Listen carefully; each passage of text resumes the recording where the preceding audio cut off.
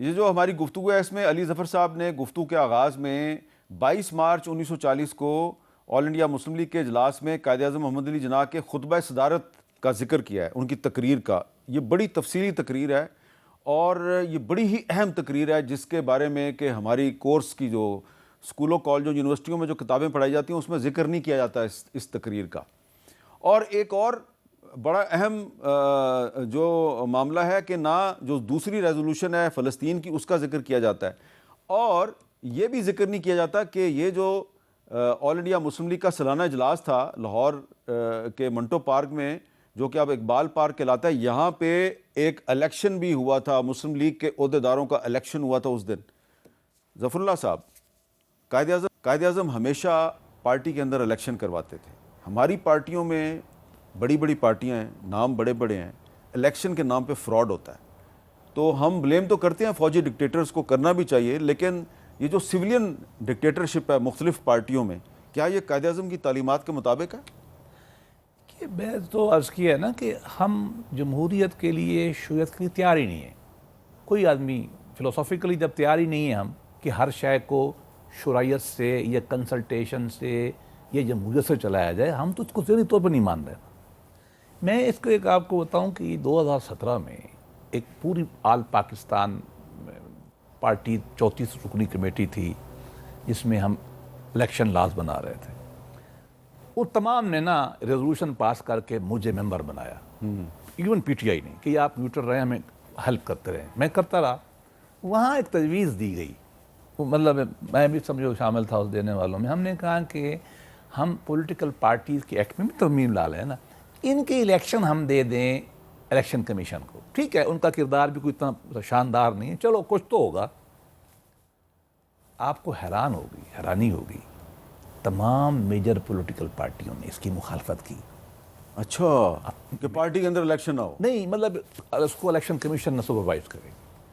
اب اس کی امپلیکیشنز ہوتی ہیں۔ ہاں۔ اچھا لطیفہ سنیں، ہم نے تو کی، میری پارٹی نے کی، پیپلز پارٹی نے کی۔ سب سے زیادہ ووکل پتہ کون تھا اس میں؟ P T I. اچھا، ایک دو پارٹیاں تھیں جنہوں نے حمایت کی، جماعت اسلامی وغیرہ نے۔ دیکھیے، پولیٹیکل پارٹیاں کسی بھی ملک کو پولیٹیکل راستے لے آنے کی انجن ہوتی ہے۔ یہ انسٹیٹیوشن ہے نا بہت بڑا، لیڈرشپ کو ابھارنے کا انسٹیٹیوشن ہے، گراس روٹ کو حکومت سے کنٹیکٹ کرنے کا ہے، قوم کو موبلائز کرنے کا انسٹیٹیوشن۔ یہ تو ہماری ماڈرن ڈیموکریسی کا ایک پارٹ ہے۔ بدقسمتی چیزیں ہمارے یہاں ہے ہی نہیں۔ اچھا، اب وقت کم ہے تو علی ظفر صاحب، اب آخر میں آخری سوال ہے تو اس کا جواب ذرا تھوڑا سا کوشش کریں کہ بریف، برائٹ اینڈ برسکی ہو۔ آج کے پاکستان میں آپ کے خیال میں 23 مارچ کی روشنی میں پاکستان ریزولوشن کی اسپرٹ کو سامنے رکھ کے وہ کون سا کام ہے جو ہمیں فوری طور پہ کرنا چاہیے؟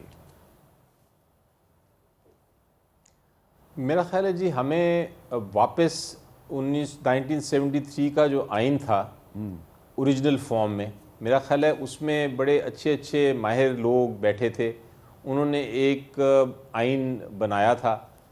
اس کے بعد ہم نے مختلف اس میں ترامیم کر کے اس کی شکل بگاڑ دی ہوئی ہے۔ میری نظر میں ہمیں واپس اس پہ جانا چاہیے۔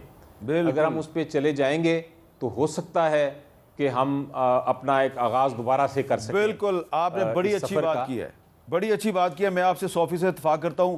برسد ظفر اللہ صاحب اور علی ظفر صاحب دونوں کا بہت بہت شکریہ۔ لیکن میں علی ظفر صاحب کی بات کو انڈورس کرتے ہوئے ایک بات کہوں گا، بتاؤں گا آپ کو کہ 1937 میں علامہ اقبال نے قائد اعظم کو ایک خط لکھا تھا اور اس میں کہا تھا کہ ہمارے مسائل کا حل اسلامی فلاحی مملکت میں ہے، ایک ایسی اسلامی فلاحی مملکت جو سوشل ڈیموکریٹک ہو۔ سوشل ڈیموکریسی اسکینڈینیوین کنٹریز میں سوشل ڈیموکریسی ہے، ناروے میں وہ روحانی جمہوریت کا بھی لفظ استعمال کرتے تھے۔